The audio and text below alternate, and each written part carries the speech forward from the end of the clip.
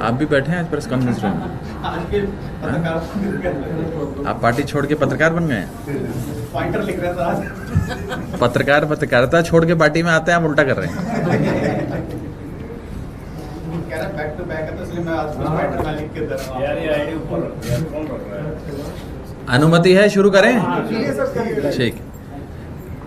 आप सभी का आम आदमी पार्टी की इस प्रेस कॉन्फ्रेंस में बहुत बहुत स्वागत। एक महत्वपूर्ण विषय पे आप सबको संबोधित करने के लिए इस प्रेस वार्ता का आयोजन किया गया है। साथियों, हमने माननीय मुख्यमंत्री अरविंद केजरीवाल जी, आम आदमी पार्टी के राष्ट्रीय संयोजक अरविंद केजरीवाल जी का इस्तीफा देखा और इस्तीफे से पूरे देश में एक बात साबित हो गई है कि केजरीवाल को कुर्सी का लालच नहीं है, केजरीवाल को पद या पावर का लालच नहीं है, लेकिन हां, उन्हें एक चीज की लालसा है और वो है इस देश की राजनीति में नैतिकता की। एक चीज वो चाहते हैं, वो है राजनीति में मर्यादा, और नैतिकता और मर्यादा को ऊपर रखते हुए उन्होंने अपनी ईमानदारी की अग्नि परीक्षा देने का फैसला लिया। हम एक ऐसे दौर में जीते हैं जहां एक छोटा सा नौकरी करने वाला शख्स भी, कोई चपड़ासी भी अपनी नौकरी से इस्तीफा नहीं देता, चिपका रहता है कुर्सी से। इस दौर में, इस कलयुग में अरविंद केजरीवाल जी ने 2 बार मर्यादा और नैतिकता को मानते हुए अग्नि परीक्षा देने का काम किया, 2 बार इस्तीफा दिया। एक बार 49 दिन की सरकार जब बनी थी नैतिकता के आधार पर, और आज मर्यादा को तवज्जो देते हुए। साथियों, किसी संविधान ने, किसी कानून ने या किसी कोर्ट ने केजरीवाल जी को इस्तीफा देने के लिए नहीं कहा, लेकिन उन्होंने जनता की अदालत को चुना है। आज एक साधारण सा दिल्ली का पार्षद जब अपना 5 साल का कार्यकाल पूरा करता है तो उस 5 साल में वो बड़ी गाड़ियां, बड़े महल, कोठियां, जमीन, जायदाद बना लेता है। आप अनगिनत ऐसे उदाहरण जानते हैं कि जब पार्षदी का चुनाव लड़ा था कॉर्पोरेटर काउंसलर बनने का, तो स्कूटर पर आकर प्रचार किया करते थे। अब BMW मर्सिडीज में घूमते हैं और बड़ी 2000-3000 गज की कोठी में रहते हैं। ये एक पार्षद की फाइनेंशियल ट्रेजेक्टरी हम देखते हैं 5 साल के भीतर जो दिल्ली में हो जाती है। और दूसरी तरफ राजनीति में नैतिकता, ईमानदारी, मर्यादा और शुद्धता का उदाहरण है अरविंद केजरीवाल, कि 10 साल से अधिक मुख्यमंत्री रहने के बाद भी आज केजरीवाल जी के पास अपना घर नहीं है, संपत्ति नहीं है, जायदाद नहीं है। साथियों, संपत्ति ना होना और अपना घर ना होने के कारण अरविंद केजरीवाल जी एक दूसरे निवास स्थान में प्रवेश करेंगे, अपना घर छोड़कर, सरकारी निवास छोड़कर, और सारी सुविधाएं त्यागेंगे। जितनी भी फैसिलिटीज और बेनिफिट्स बतौर मुख्यमंत्री मिलती हैं उन सबको त्यागेंगे और त्याग करके जनता की अदालत में जाएंगे, क्योंकि ये लड़ाई सत्ता बदलने की नहीं है, व्यवस्था बदलने की है। लेकिन इसके साथ साथ उनके निवास स्थान से संबंधित एक महत्वपूर्ण विषय आज मैं इस प्रेस कॉन्फ्रेंस में उठाना चाहता हूं, बतौर आम आदमी पार्टी प्रवक्ता, सांसद, कार्यकर्ता और बतौर एक नागरिक इस देश का। आम आदमी पार्टी इस देश की फास्टेस्ट ग्रोइंग पॉलिटिकल पार्टी है। 10 साल के भीतर हमें राष्ट्रीय पार्टी होने का दर्जा मिला। कानून यह कहता है कि जब कोई भी पॉलिटिकल पार्टी नेशनल पार्टी बनती है, कानून तहत उसे राष्ट्रीय पार्टी का दर्जा कानून तहत दिया जाता है, तो उसे 2 साधन दिए जाते हैं। उसे मैं सुविधा नहीं कहूंगा, 2 साधन दिए जाते हैं।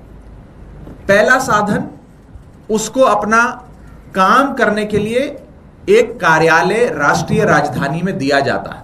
जिस कार्यालय में आप स्थित हैं, अभी यहां बैठे हैं, ये कार्यालय हमें राष्ट्रीय राजधानी में राष्ट्रीय पार्टी दर्जा बनने की बदौलत हासिल हुआ। और दूसरी जो साधन हमें कानून तहत मिलना चाहिए वो है हमारे राष्ट्रीय संयोजक को एक अकोमोडेशन, यानी कि एक सरकारी आवास। इस देश में कई राजनीतिक दल, राष्ट्रीय पार्टियां बने समय समय पर, और उन्हें समय समय पर उनके राष्ट्रीय अध्यक्ष हों या राष्ट्रीय संयोजक हो, उन्हें राष्ट्रीय राजधानी यानी कि दिल्ली में एक मकान, एक सरकारी आवास दिया गया। वो चुनाव आयोग का कानून है जिसके तहत मिलता है। आज उसी कानून का हवाला देते हुए हम सरकार से ये विनती करेंगे कि मुख्यमंत्री का पद छोड़ने के बाद राष्ट्रीय संयोजक आम आदमी पार्टी अरविंद केजरीवाल जी को, क्योंकि वे एक राष्ट्रीय पार्टी के राष्ट्रीय संयोजक हैं, उन्हें एक सरकारी आवाज मिले। ये हमारी मांग है, मेरी मांग है बतौर कार्यकर्ता, बतौर प्रवक्ता, बतौर भारत देश का एक नागरिक। ये जो साधन दिए जाते हैं राष्ट्रीय पार्टी को, ये कानून में इसका प्रावधान इसलिए किया गया क्योंकि एक राष्ट्रीय पार्टी को चलाने के लिए आपको एक तंत्र चाहिए, कुछ साधन चाहिए। हजारों लोग देश भर के कोने से आते हैं आपसे मिलने, चिट्ठियां लिखी जाती है, चिट्ठियां भेजी जाती हैं, आप जैसे पत्रकार आते हैं संवाद करने, लोग आते हैं, दिल्ली के लोग, देश भर के लोग, पंजाब, हरियाणा, उत्तर प्रदेश, महाराष्ट्र, देश के कोने कोने से लोग आते हैं मिलने। इसके लिए इस साधन की व्यवस्था की जाती है। एक साधन है ये हमारा राष्ट्रीय कार्यालय। राष्ट्रीय पार्टी, हम गुजरात चुनाव में जब हमारे विधायक बने, हमारा वोट परसेंटेज अच्छा आया, उसके बाद हम राष्ट्रीय पार्टी बन गए। लेकिन करीब करीब 2 साल की लंबी लड़ाई के बाद और कोर्ट कचहरी के हस्तक्षेप के बाद केंद्र सरकार ने हमें ये ऑफिस, ये कार्यालय दिया कोर्ट के आदेश अनुसार। लेकिन इस बार मैं केंद्र सरकार से दरख्वास्त करूंगा कि बिना किसी देरी के, बिना किसी राजनीतिक हस्तक्षेप के, बिना किसी राजनीतिक भावनाओं से प्रेरित होते हुए कानून को फॉलो करें और हमारे नेता, राष्ट्रीय संयोजक आम आदमी पार्टी अरविंद केजरीवाल जी को एक साधन के रूप में सरकारी आवाज अवश्य दिया जाए, जो उनका हक है, जो उनका अधिकार है, जो आम आदमी पार्टी का हक है। इस देश में लगभग 6 पॉलिटिकल पार्टीज बताया जा रहा है कि आज के समय राष्ट्रीय पार्टियां हैं। पहली भारतीय जनता पार्टी, जिनके अध्यक्ष हैं जेपी नड्डा साहब, उनको एक राष्ट्रीय घर, एक सरकारी आवाज राष्ट्रीय अध्यक्ष होने के नाते मिला हुआ है। कांग्रेस पार्टी राष्ट्रीय पार्टी है, उनके अध्यक्ष श्री मल्लिकार्जुन खड़गे साहब को अध्यक्ष होने के नाते एक सरकारी आवाज मिला हुआ है।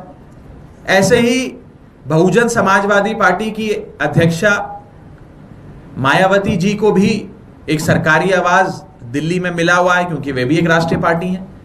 ऐसे ही सीपीएम और एनपीपी, 2 और अन्य राष्ट्रीय पार्टियां हैं जिनको यहां पर सरकारी आवाज मिला हुआ है। मैं चाहूंगा कि आम आदमी पार्टी, जो 6ठी राष्ट्रीय पार्टी है इस देश की, उसको भी कानून के तहत जो साधन मिलने चाहिए वो मुहैया कराई जाए। और इस संदर्भ में आम आदमी पार्टी आज एक पत्र ministry of housing and urban affairs, जो नोडल मिनिस्ट्री है, उसको लिख रही है। और हम ये अनुरोध करेंगे कि जल्द से जल्द राष्ट्रीय संयोजक अरविंद केजरीवाल जी के लिए ये साधन, सुविधा नहीं साधन, मुहैया कराया जाए। अंत में मैं बस इतना ही कहना चाहूंगा कि ये जो मांग है, साधन की मांग है, ये कानून तहत अधिकार है, हमारा हक है हमारा। और हकों की, अधिकारों की लड़ाई आम आदमी पार्टी लड़ती आई है, लड़ती रहेगी। मैं बस यही उम्मीद कर सकता हूं कि इस कार्यालय को हासिल करने के लिए जो एक लंबी कानूनी लड़ाई आम आदमी पार्टी ने लड़ी, कोर्टों में संघर्ष किया और हाई कोर्ट के निर्देश अनुसार हमें ये मिला, उतनी लंबी कोर्ट कचहरी की कार्रवाई ना हो, राजनीति से प्रेरित फैसले ना लिए जाएं और तुरंत प्रभाव से, क्योंकि मुख्यमंत्री जी ने अपना आवास खाली करना है, सुविधाएं त्यागनी है, जल्द से जल्द हमारा जो अधिकार है एक राष्ट्रीय संयोजक का, एक राष्ट्रीय पार्टी का, वो हमें मुहैया कराया जाए, वो साधन हमें मुहैया कराया जाए। इस संदर्भ में अगर किसी साथी का कोई सवाल है तो आप पूछ सकते हैं। राघव जी, आपने ये पत्र किसको लिखा हुआ है? विभाग को? ये डायरेक्टर ऑफ एस्टेट्स को लिखा जाता है, जो नोडल ऑफिस है, नोडल मंत्रालय है ministry of housing and urban affairs. तो राघव जी, जब तक ये पत्र हमारे राष्ट्रीय सचिव द्वारा भेजा जाएगा। जब तक ये अलॉट नहीं किया जाता तो क्या अरविंद केजरीवाल उसी घर में रहेंगे? नहीं, जैसा कि मैंने आपको बताया कि मुख्यमंत्री जी बहुत जल्द सारी सुविधाएं जो मुख्यमंत्री पद के साथ आती हैं उनको त्याग रहे हैं। उनका जैसे इस्तीफा स्वीकार होगा, नए मुख्यमंत्री की शपथ होगी, उसके बाद सुविधाएं त्यागने का सिलसिला शुरू होगा। तो मैं चाहूँगा कि कुछ ही दिनों के भीतर केंद्र सरकार उनके लिए ये सरकारी आवाज़, जो एक साधन है एक राष्ट्रीय पार्टी का, जो हमारा हक है एक राष्ट्रीय पार्टी के तौर पे फंक्शन करने के लिए, जो ज़रूरतें एक राष्ट्रीय पार्टी की होती हैं, वो हमारी ज़रूरतें पूरी करी जाएं, जैसे बसपा की करी गई, कांग्रेस की करी गई, भारतीय जनता पार्टी की करी गई, सीपीएम की करेगी, वैसे ही आम आदमी पार्टी की भी ये ज़रूरत अवश्य पूरी करी जाए और एक लेवल प्लेइंग फील्ड हो। एक सवाल बार बार उठता है कि अभी तब तक ये केजरीवाल जी कहाँ करेंगे?